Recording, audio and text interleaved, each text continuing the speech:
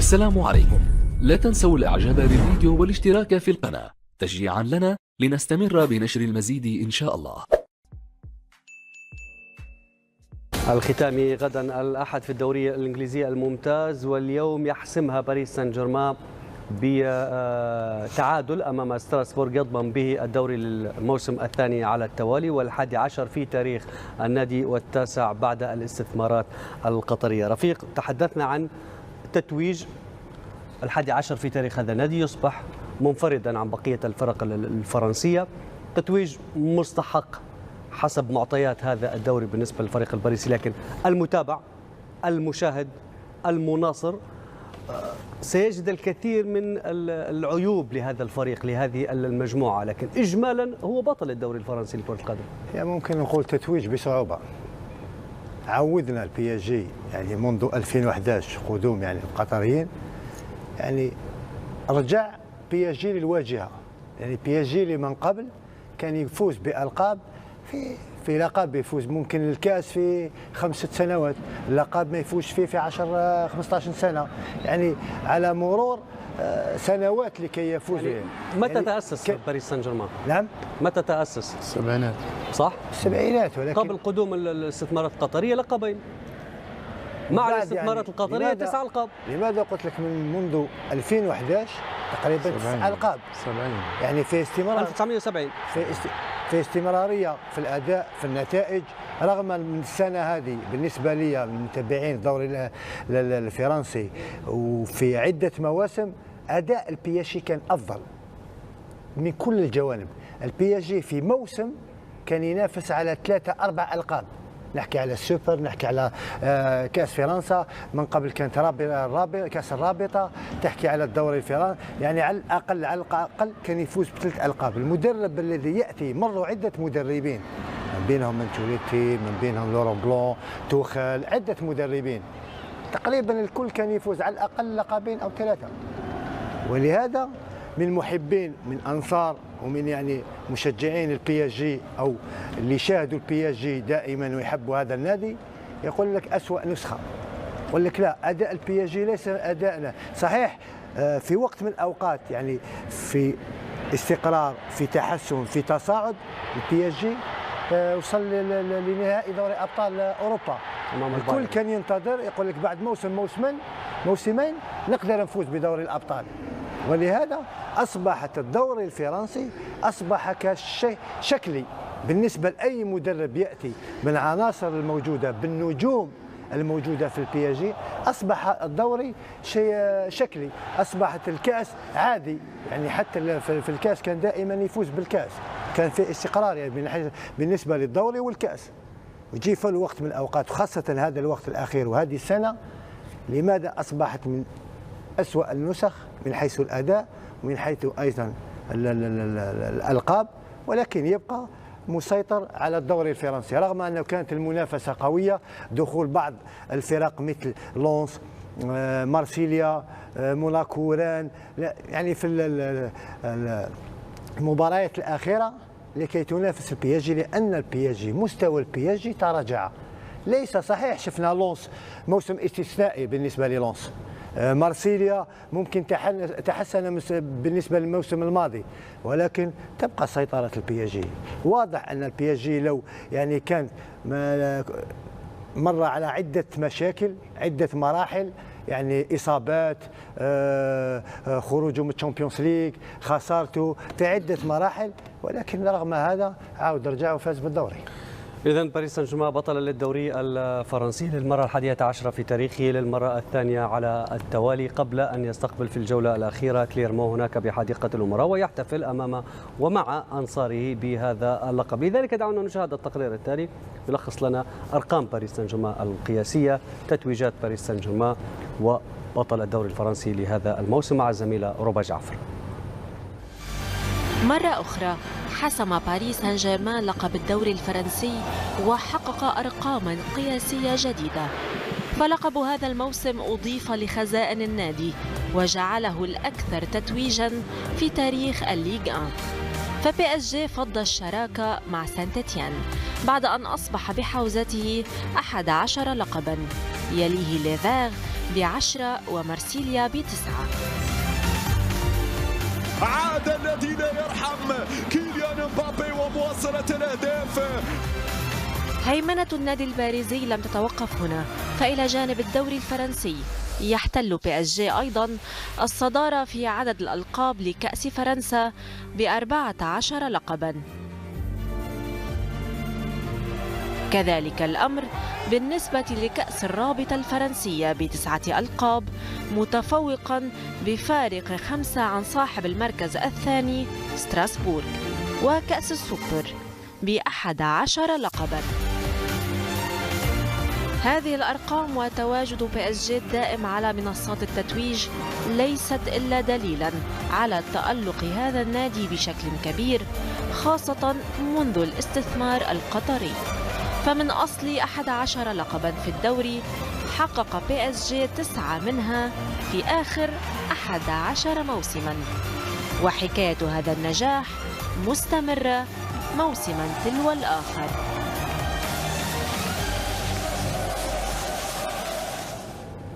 شكرا لروبا جعفر. حاتم، نجاح آخر يضاف لباريس سان جيرمان على مستوى الكرة المحلية هناك الدوري الفرنسي. هو حقيقة إنجازات ملفتة للانتباه. اليوم نتكلم 12 سنة والفريق اليوم يتقدم على الجميع في الدوري في فرنسا، بمعنى متصدر على مستوى الدوريات، متصدر على مستوى الكؤوس، باستثناء أنه كأس الرابطة ألغي، ولكنه متصدر إلى غاية أنه ألغي هذا الكأس. يعني نجاحات أكيد. اليوم من الصعب اليوم لما ترسم أهداف لتحقيق، أكيد ترسم أهداف عدة لتحقيق نجاحات معينة منها الدوري.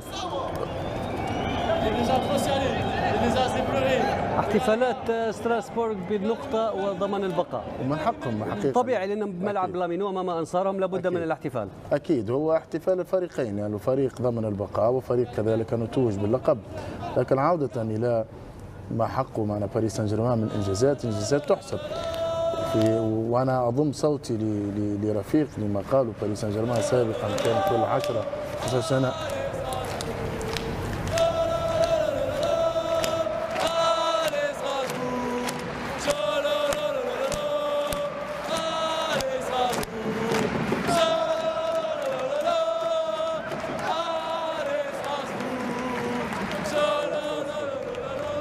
شو رفيق؟ يلا ستراسبورغ.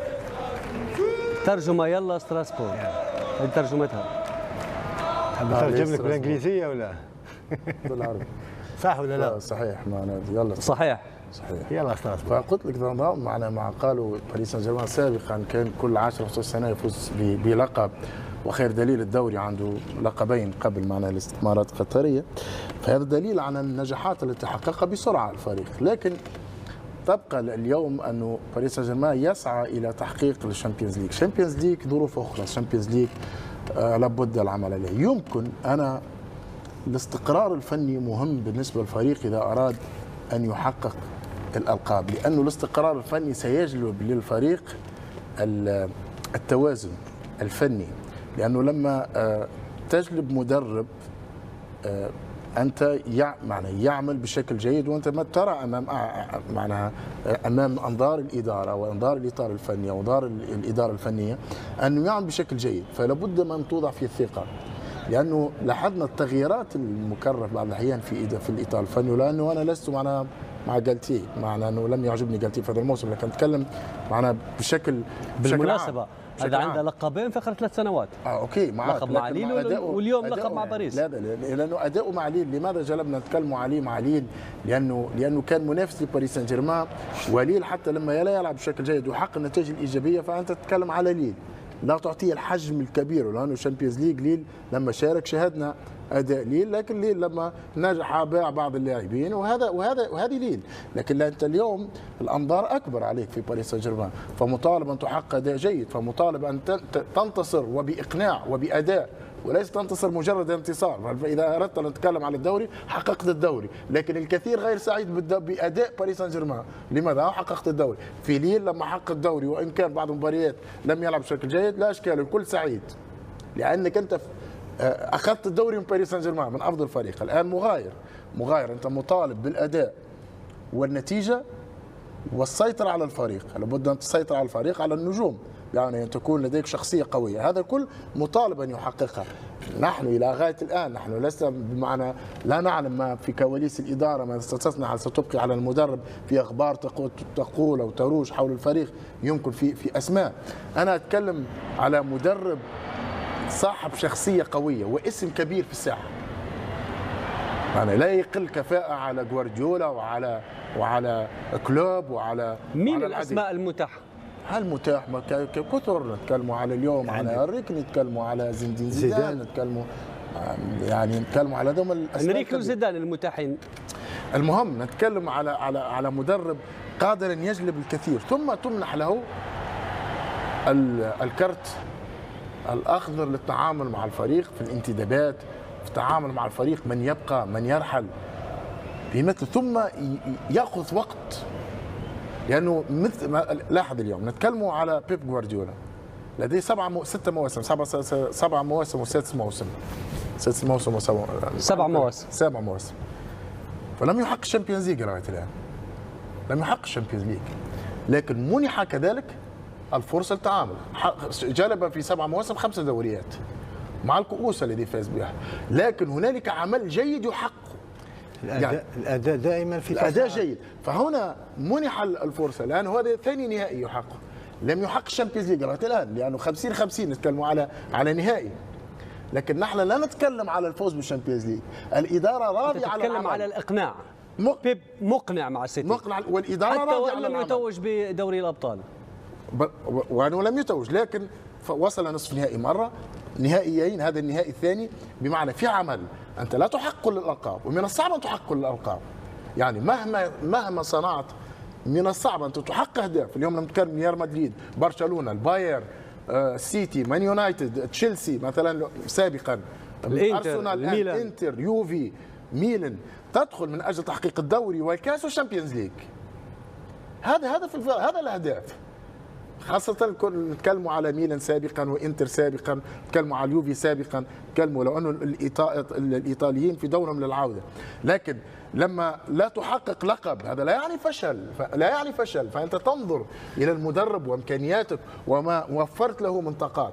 فاليوم باريس سان جيرمان يمكن الانتدابات لم تعمل بشكل جيد، لما نتكلم على الانتدابات من سولر الى فيتينا الى فابيو رويز، العديد من اللاعبين لم يقدموا الاضافه المطلوبه. لو نتكلموا على الاضافه، نتكلموا على لاعب يعطي اضافه المستوى العالي في الشامبيونز ليج وفي المباريات، فهنا يحتاج الفريق الى بعض الامور.